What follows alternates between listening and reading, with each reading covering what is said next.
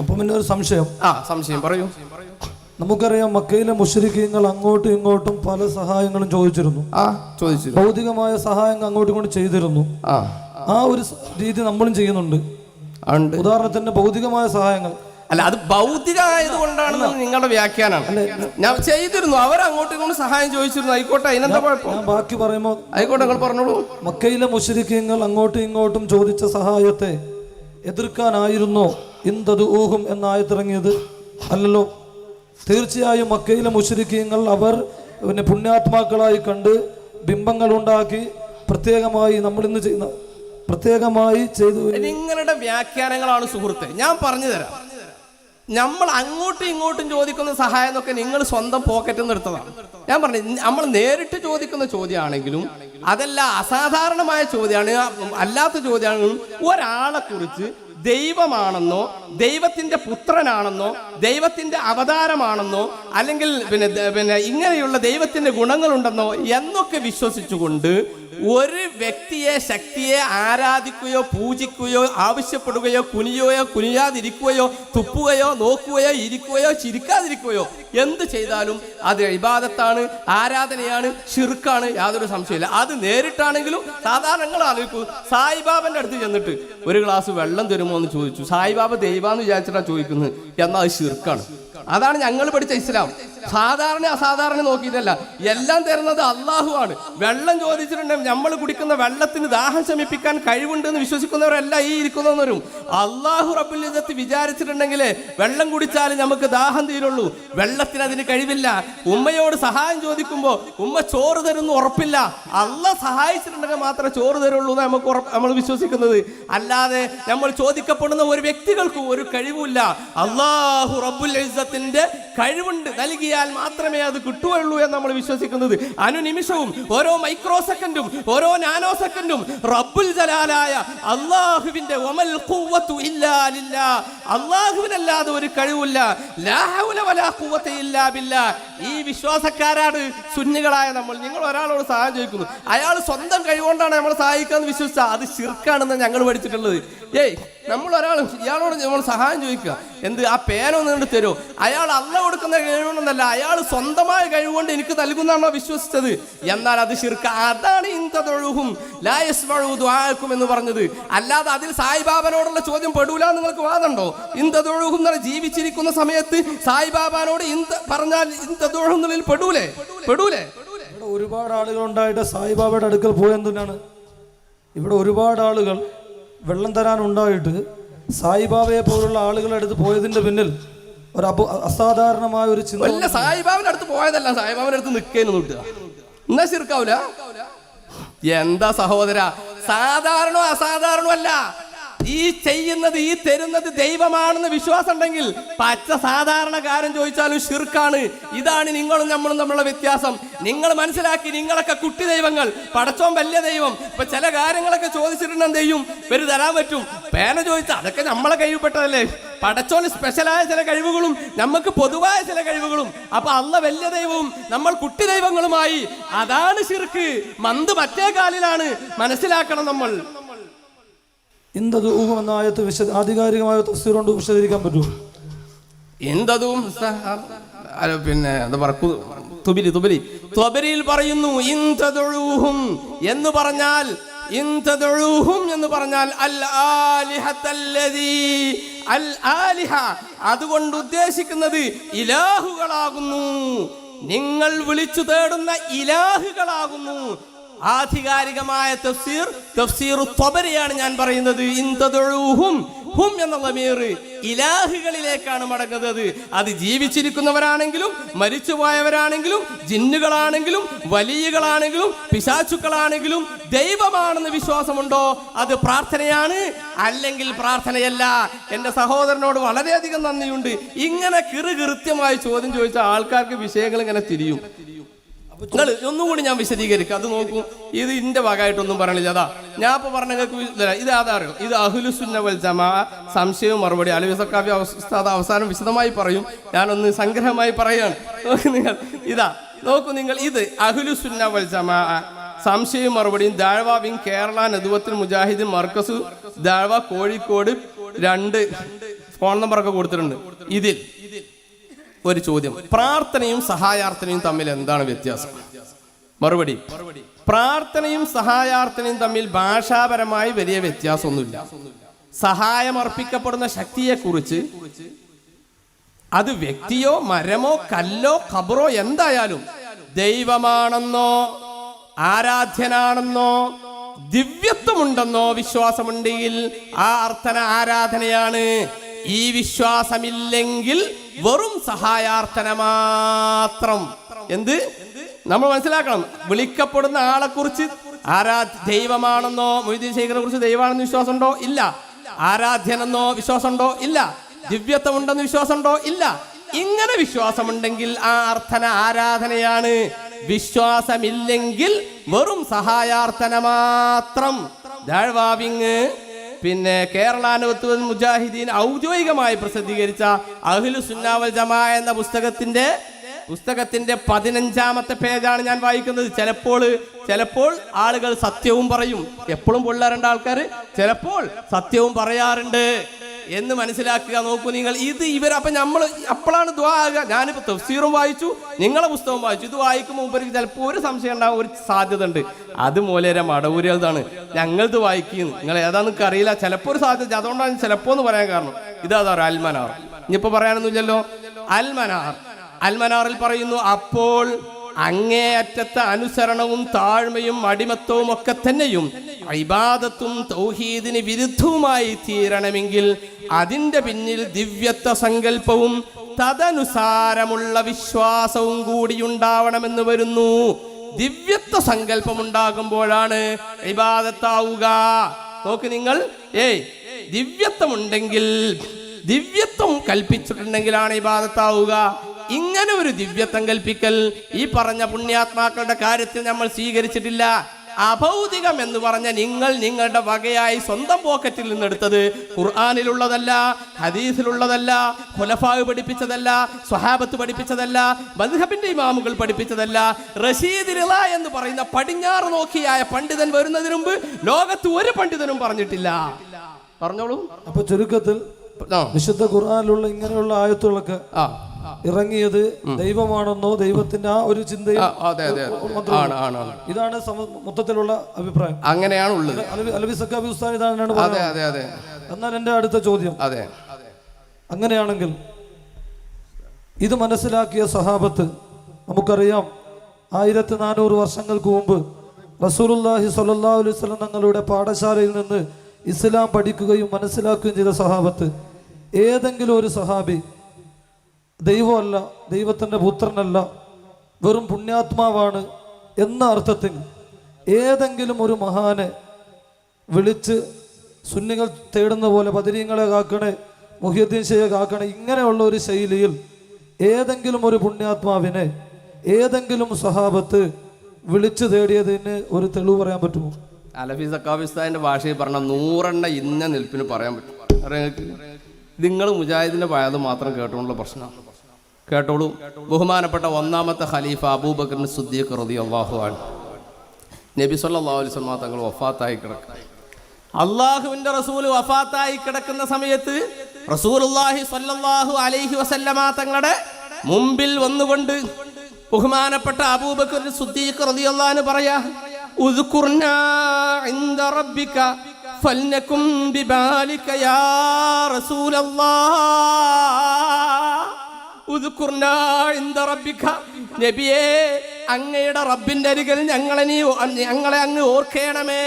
സഹായതായിട്ടല്ലേ മരിച്ചു കിടക്കുന്ന റസൂലുള്ളാഹിനോട് പറഞ്ഞു ഉദ്കുർനാ ഇൻദ റബ്ബിക. വഫാത്തായി കിടക്കുന്ന നബിയോട് പറഞ്ഞു ഉദ്കുർനാ ഇൻദ റബ്ബിക, അങ്ങയുടെ റബ്ബിന്റെ അടുക്കൽ ഞങ്ങളെ ഓർക്കേണമേ. ഫൽനകും ബിബാലിക്, അങ്ങയുടെ മനസ്സിൽ ഞങ്ങൾ ഉണ്ടായിരിക്കണമേ. കഴിഞ്ഞോ? ഇല്ല. ബഹുമാനപ്പെട്ട അബൂബക്കർ സിദ്ദീഖ് റളിയല്ലാഹു വഫാത്താകുന്നതിന് മുമ്പ് അലി റളിയല്ലാഹു വിളിച്ചിട്ട് പറഞ്ഞു, അലി, ഞാൻ വഫാത്താകുമ്പോൾ ഞാൻ മരിച്ചു കഴിഞ്ഞാൽ എന്ത് ചെയ്യണമെന്ന് പറയും? എൻ്റെ ജനാസ മുഹമ്മദ് സല്ലല്ലാഹു അലൈഹി വസല്ലമ തങ്ങൾ നമ്മുടെ മുത്തുനബിന്റെ ജാറത്തിന്റെ അടുക്കൽ കൊണ്ടുപോയി റൂമിന്റെ ആ ഹുജറ ഷരീഫിന്റെ മുന്നിൽ കൊണ്ടുപോയി വെക്കണം. എന്നിട്ട് നിങ്ങൾ എന്ത് പറയണമെന്ന് അറിയോ? നിങ്ങൾ സല്ലല്ലാഹു അലൈഹി വസല്ലം, ഞാൻ കിതാബ് എടുത്തിട്ട് തന്നെ പറയുന്നത്, തഫ്സീറുൽ കബീർ, ഇമാം റാസിയുടെ തഫ്സീറാണ്. അങ്ങനെ നിങ്ങൾ എന്ത് ചെയ്യണം എന്ന് പറഞ്ഞു. അങ്ങനെ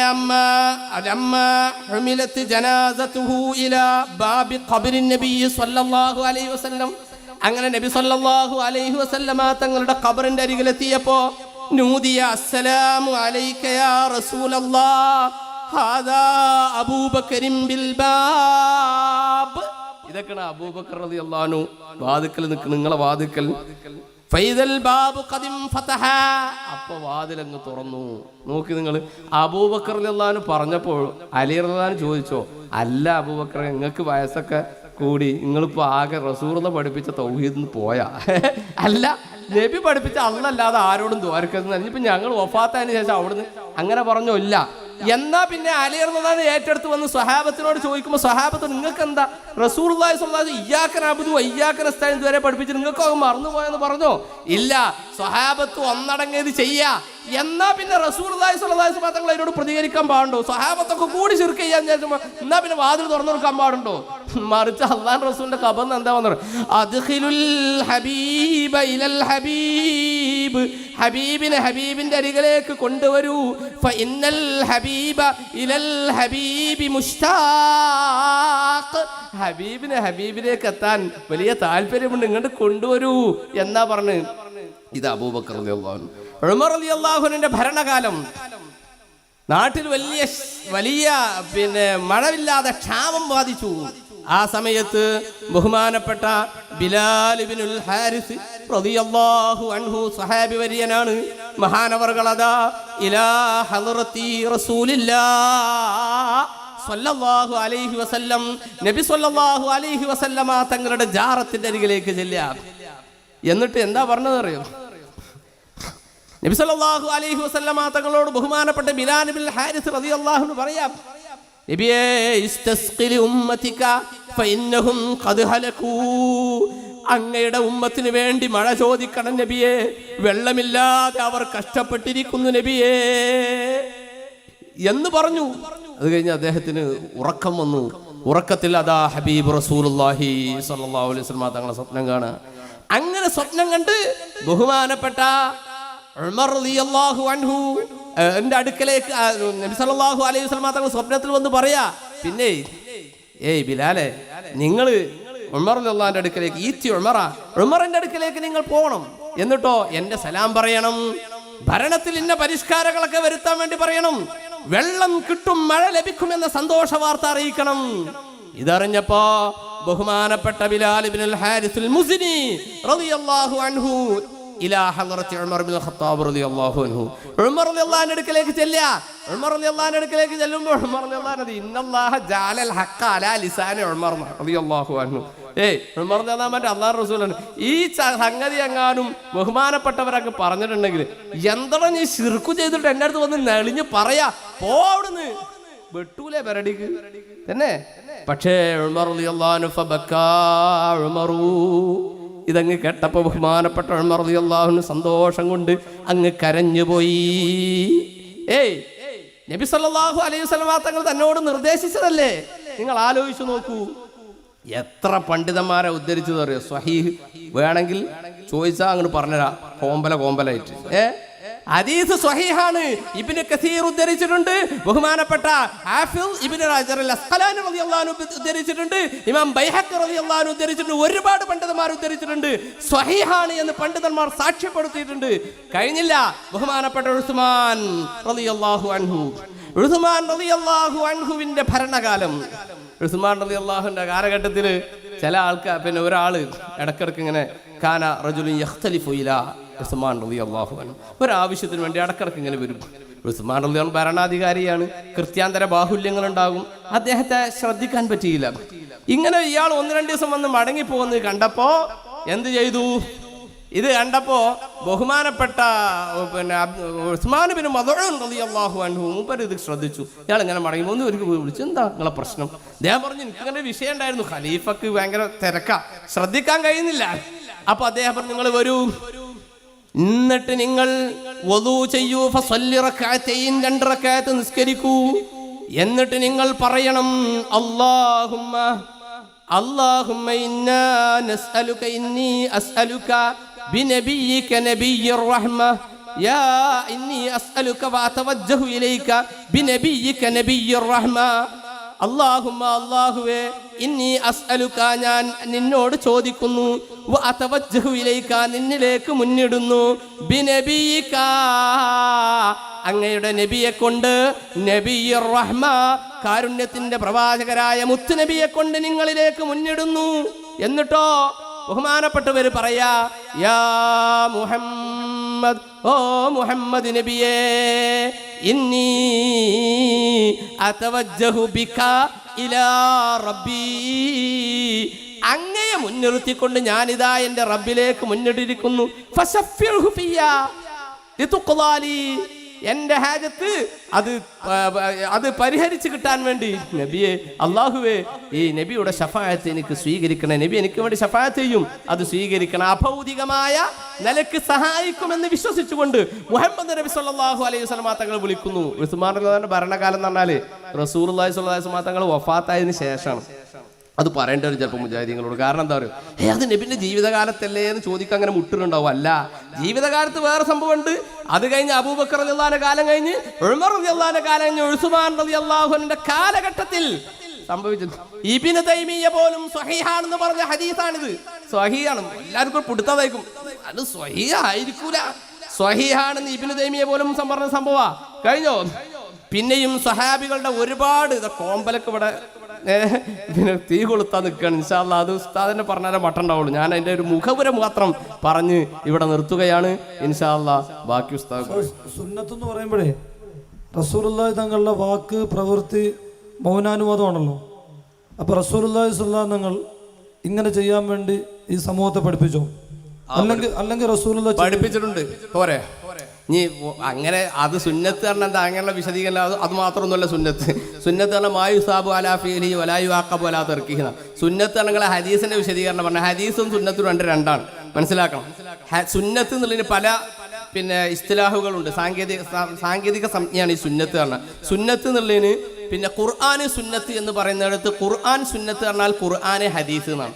നബി സല്ലല്ലാഹു അലൈഹി വസല്ലം തങ്ങളുടെ പിന്നെ പ്രവർത്തനങ്ങൾ, നബി സല്ലല്ലാഹു അലൈഹി വസല്ലം തങ്ങളുടെ വാക്ക്, നബി സല്ലല്ലാഹു അലൈഹി വസല്ലം തങ്ങളുടെ മൗനം, അത് സുന്നത്താണ്. പറഞ്ഞാൽ എന്താ അർത്ഥം എന്ന് അറിയോ? അത് ചെയ്താൽ കൂലിയുള്ളൂ, ഉപേക്ഷ ശിക്ഷയുള്ളൂ എന്നല്ല. മറിച്ച് എന്താ, നബി സല്ലല്ലാഹു അലൈഹി വസല്ലം തങ്ങൾ നിന്ന് മൂത്രം ഒഴിച്ചു എന്നൊരു ഹദീസിലുണ്ട്, അപ്പോൾ അത് സുന്നത്താണെന്നാ? അങ്ങനല്ല. മറിച്ച് എന്താണ്, നബി സല്ലല്ലാഹു അലൈഹി വസല്ലം തങ്ങളെ ഫിഅല്, നബി സല്ലല്ലാഹു അലൈഹി വസല്ലം തങ്ങളെ ഖൗല്, നബി സല്ലല്ലാഹു അലൈഹി വസല്ലം മൗന, അത് സുന്നത്താണ്. പറഞ്ഞാൽ അത് ഖുർആനല്ല. ഖുർആന് സുന്നത്ത് എന്നുള്ള സുന്നത്താണ്. അത് സുന്നത്തിന് വേറെ അർത്ഥമുണ്ട്. മാ യുസാബു അലാ ഫിഅലിഹി വലാ യുആഖബു അലാ തർക്കിഹി, ചെയ്താൽ കൂലി കിട്ടുന്നതും ഉപേക്ഷിച്ചാൽ ശിക്ഷയില്ലാത്തതും അത് സുന്നത്ത്. വാജിബ് പറഞ്ഞാൽ ഉപേക്ഷിച്ചാൽ ശിക്ഷയുള്ളത് വാജിബ്. പിന്നെ ഹറാമ്, കറാത്ത്, അങ്ങനെ ഹുക്കുമുകളിൽ ഒരു സുന്നത്തുണ്ട്, അത് വേറെ സുന്നത്താണ്.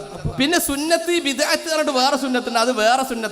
സുന്നത്ത് എന്ന് ലുഗവിയായ ഒരു സുന്നത്തുണ്ട്, അത് മൂന്നും അല്ലാത്ത വേറെ സുന്നത്താ, മനസ്സിലാക്കണം. സുന്നത്ത് എന്നുള്ളതിനെ ഒരുപാട് വ്യാഖ്യാനങ്ങളുണ്ട്. പിന്നെ നബി സല്ലല്ലാഹു അലൈഹി വസല്ലം തങ്ങൾ നിർദ്ദേശം എന്ന് വെച്ചാൽ ഉണ്ട്, അതാ പറഞ്ഞാൽ പോലെ. അപ്പോൾ കൂടുതൽ വിശദീകരണങ്ങളിലേക്ക് പോകണ്ട. അള്ളാഹുവിന്റെ റസൂല് പറയാം, ഇമാം മുസ്ലിം ഉദ്ധരിക്കുന്ന ഹദീസ്, അന സയ്യിദു ഉൽദി ആദമ യൗമൽ ഖിയാമ, അന സയ്യിദു ഉൽദി ആദം, ഞാൻ ആദം സന്തതികൾക്ക് പ്രയാസങ്ങളോ പ്രശ്നങ്ങളോ ബുദ്ധിമുട്ടുകളോ ഉണ്ടാകുമ്പോ ഓടി വരാനുള്ള നേതാവാകുന്നു, അഭയകേന്ദ്രമാകുന്നു മുഹമ്മദുർ റസൂലുള്ളാഹ് സ്വല്ലല്ലാഹു അലൈഹി വസല്ലം. ഖിയാമത്ത് നാളിൽ നിന്ന് ഉണ്ട് റിവായത്തിൽ, അതില്ലാത്ത റിവായത്തുണ്ട്. ഉണ്ടെങ്കിലും ഇല്ലെങ്കിലും നമുക്ക് പ്രശ്നമില്ല. ഹദീസിനെ വിശദീകരിച്ചുകൊണ്ട് പണ്ഡിതന്മാർ പറഞ്ഞു, ഖിയാമത്ത് നാളിൽ എന്ന് പറഞ്ഞാൽ മാലിക് യൗമിദ്ദീൻ എന്ന് പറയുന്ന പോലെയാണ്. മാലിക് യൗമിദ്ദീൻ എന്ന് പറഞ്ഞാൽ എന്താർത്ഥം? ന്യായവിധി നാളിന്റെ ഉടമയായ അള്ളാഹു. അന്ന് മാത്രമല്ലല്ലോ അള്ളാഹു ഉടമ, ഇന്നും ഉടമയല്ലേ ആണ്. അന്ന് തന്നെ ഉടമയാണെങ്കിൽ പിന്നെ ഇന്നും ഉടമ എന്ന് പ്രത്യേകം പറയേണ്ട ആവശ്യമില്ല. ഖിയാമത്ത് നാളിൽ തന്നെ നമ്മുടെ പ്രശ്നങ്ങൾ പരിഹരിക്കുന്നുണ്ടെങ്കിൽ ദുനിയാവിൽ പ്രശ്നം പരിഹരിക്കുന്ന ഏതാനും പറയേണ്ട ആവശ്യമില്ല. ഇമാം നബവി റഹ്മത്തുള്ളാഹി അലൈഹി തന്റെ സ്വഹീഹ് മുസ്ലിമിന്റെ വിശദീകരണത്തിൽ പറയുന്നു, ആരാണ് സയ്യിദിന് അങ്ങനെ അർത്ഥം പറഞ്ഞതെന്ന് ചോദിക്കാൻ മുട്ടുന്നുണ്ടാവും. അത് പണ്ഡിതന്മാരല്ലേ വിശദീകരിക്കേണ്ടത്.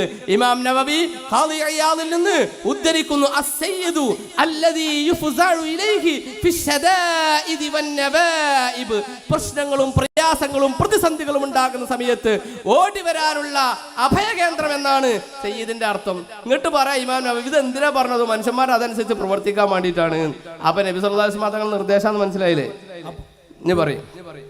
അപ്പൊ ഉസ്താദ് പറഞ്ഞ അടിസ്ഥാനത്തിൽ ഇന്ന് കേരളത്തിലെ മക്ബറകൾ, കേരളത്തിനും അകത്തും പുറത്തുമുള്ള മക്ബറകളിൽ പോകുന്ന എല്ലാ സുന്നികളും ഈ വിശ്വാസത്തിൽ തന്നെയാണോ പോകുന്നത്?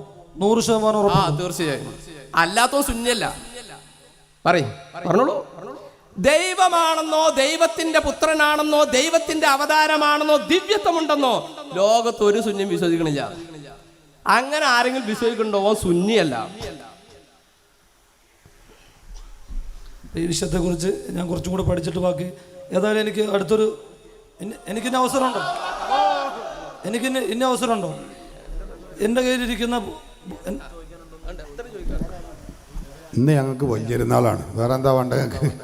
കാരണം ഈ ചോദിക്കാൻ ആൾ വരിക എന്ന് പറഞ്ഞാൽ ഒരു 100 പ്രസംഗം നടത്തുന്നതിലേറെ വലിയ റാഹത്താണ് ഞങ്ങളെ സംബന്ധിച്ചിടത്തോളം. അപ്പോൾ അതിന് നിങ്ങൾ വന്നതിൽ നിങ്ങൾക്ക് അവസരം ഉണ്ടോയെന്നല്ല, എത്ര അവസരം ഞങ്ങൾക്ക് വേണ്ടതെന്നാണ് നമുക്ക് ചോദ്യങ്ങൾ ചോദിക്കാനുള്ളത്.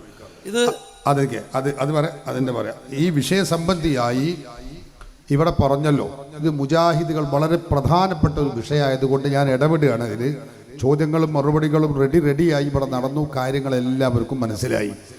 ആകത്തുക എന്താണെന്ന് ചോദിച്ചാൽ ഇപ്പോൾ തന്ന ചുവന്ന പുസ്തകം കാട്ടിക്കാം. മുജാഹിദുകൾ സാധാരണ ആളുകളെ വട്ടം കറക്കാറുള്ളത് എന്താണ്? സുന്നികളായ മുസ്ലിമീങ്ങളൊക്കെ മുശ്രിക്കുകളാണ്, കാഫിറുകളാണ്. എന്തേ കാര്യം? അവർ അള്ളാഹു അല്ലാത്തവരെ ആരാധിക്കുന്നു. എങ്ങനെ ആരാധിക്കണത്? യാ ഗൗസു യാ മുഹയ്യദ്ദീൻ അബ്ദുൽ ഖാദിറുൽ ജീലാനി എന്ന് വിളിക്കുന്നു. അതുകൊണ്ട് അത് ആരാധനയാണ്. കുത്തുബിയത്ത് നമ്മൾ ചെല്ലാറുണ്ട്. ഇവിടെ കുത്തുബിയത്ത് ഉണ്ടോ? ഇല്ലേ? ചെല്ലിക്കാണികൾ ഞാൻ ഒന്ന് കേൾക്കട്ടെ.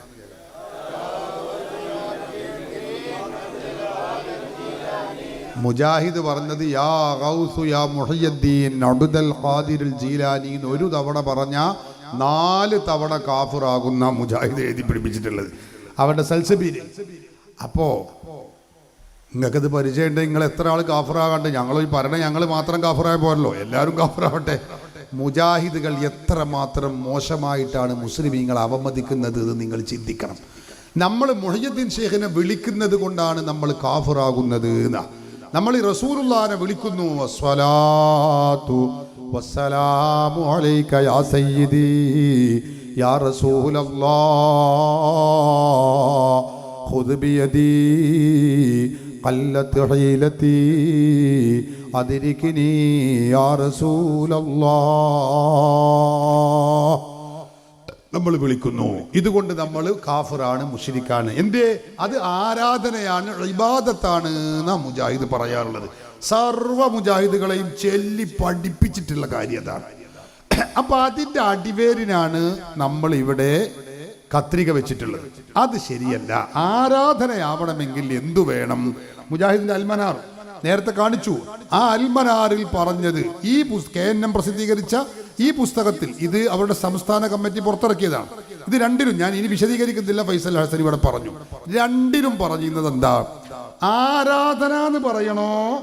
നമ്മൾ ചോദിക്കപ്പെടുന്ന, തേടപ്പെടുന്ന ശക്തി, വ്യക്തി, വസ്തു, ഖബറ്, ഖബറിലുള്ളവര്, കല്ല്, മരം, ആരായാലും. നമ്മൾ കല്ലിനോടും മരത്തിനോടും ചോദിക്കണില്ല കേട്ടോ. ചോദിക്കുന്ന ആളുകളുണ്ട്, അവരെ കുറിച്ചായിരിക്കും മുജാഹിദ പറയുന്നത്.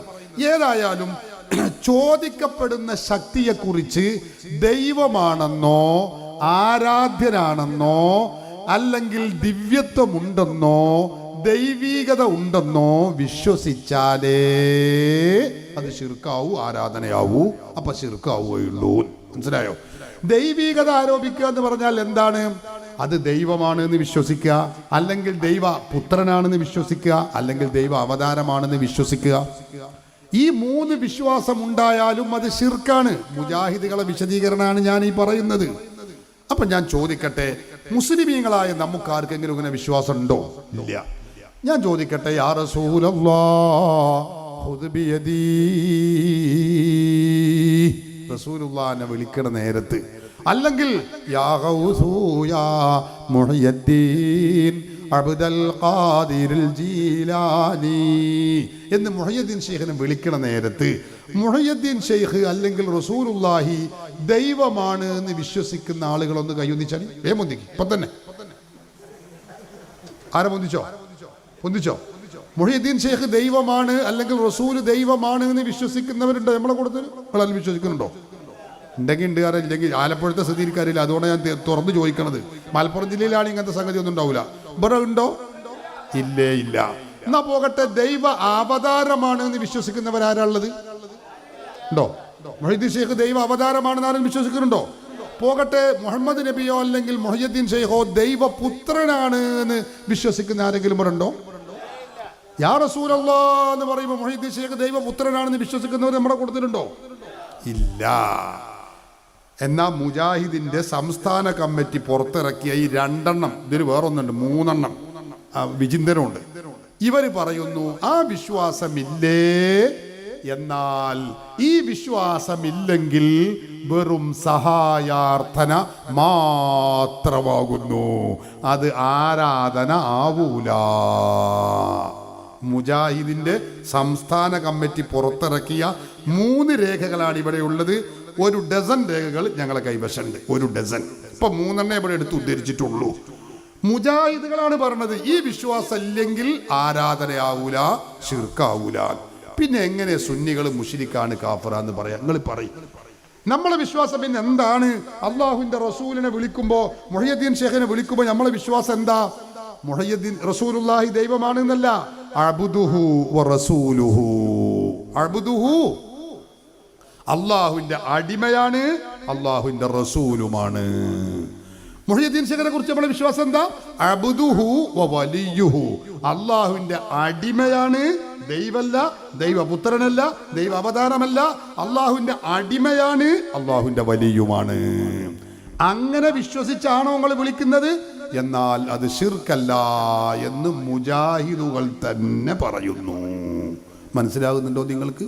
അതുകൊണ്ട് തന്നെ മുസ്ലിമീങ്ങളായ നമ്മൾ ഈ ചെയ്യുന്നത് ഒരിക്കലും ശിർക്കല്ല, ശിർക്കിന്റെ ലാഞ്ചന പോലും ഇല്ല.